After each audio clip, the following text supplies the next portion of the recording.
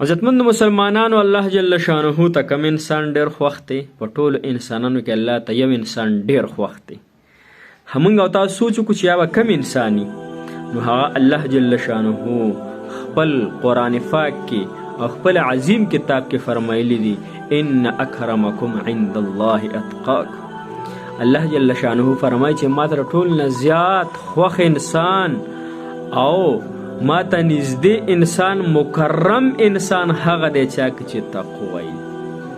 اوس تقوا څه څیز دی عزتمندو؟ تقوا دا څیز دی چې بعضې علما فرمایي چې یو انسان په یو لاره باندې ځي، یو پوله ده واړه غونته کې، او دی په دې پوله باندې روان دی، د یو سیړه هم غني دي، د بل سیړه هم غني دي، د منځ کې روان دی، د یو سیډ نه هم خپلې کپړې را بچ کړي چې د هغه نه مې خوږ نه کړي، چې د هغه نه مې کپړې خرابې نه کړي، د بل سیډ نه هم دی په ځان باندې خیال او فکر او غور کوي. نو دقه تقوا ده. مطلب دا چې په دنیا کې داسې وخت تیر کو چې هر قسم ګناه نه ځان بچ کو، ځان کې تقوا پیدا کو، د هر هغه فعل نه ځان بچ کو کم باندې چې الله جل شانه ناراضه کیږي، کم باندې چې حضور پاک صلی الله علیه وسلم ته درد او غم رسی، هغه هر یو فعل نه ځان بچ کو. ځکه لږه زندگی ده، خپل الله سره محبت جوړ کړو او د الله جل شانه په حکمونو باندې خپل زندگی تیر کړو.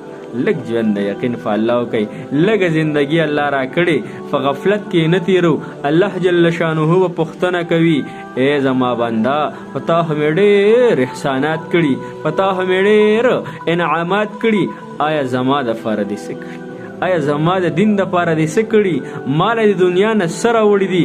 دا انسان به الله جل شانه ته عرض کړي الله ما واپس ولېږي، غونډه زندگی چې څونه ته راکړي الله و یو سجده کې به یې تېره کړم، الله غونډ مال جان به ستا په دین باندې قربان کړم، الله ټول عمر به روجې نیسم، الله دا به کوم دا به کوم. لیکن الله جل شانه ته فرمایي نه انسانه، تاله ما عقل، تاله ما سوچ در کړی و، تاله ما ژوند در کړی و، تاله ما د ژوند قوت در کړی و، تاله ما ښځه او بچیان هر شیان مې تاله در کړي و، لیکن تا ځان ونه پیژندو، تا په خپلو خواهشاتو زندگی تېره کړه. اوس ته زما په ګریپ کې راغلی، ناسې نه چې د الله جل شانه په دربار کې زمونږ بیا فیصله داسې وشي چې همیشه همیشه زمونږ زندگی خراب شي. راشه نن د الله جل شانه سره روغه وکړو. هغه الله فرمایي چې انسان ما ته را روان شي زه ورته ورځم، یو انسان ما ته یو لاس نږدې شي زه ورته دوه لاسه نږدې کړم، یو انسان زما طرف ته راځي زه په منډه باندې ورځم. هغه الله ته ورنږدې شو، هغه الله سره روغه وکړو، هغه الله ډېر محبت کوي خپل بنده سره. عزتمند مسلمانانو، الله جل شانه کې مونږ او تاسو کې تقوا پیدا کړي.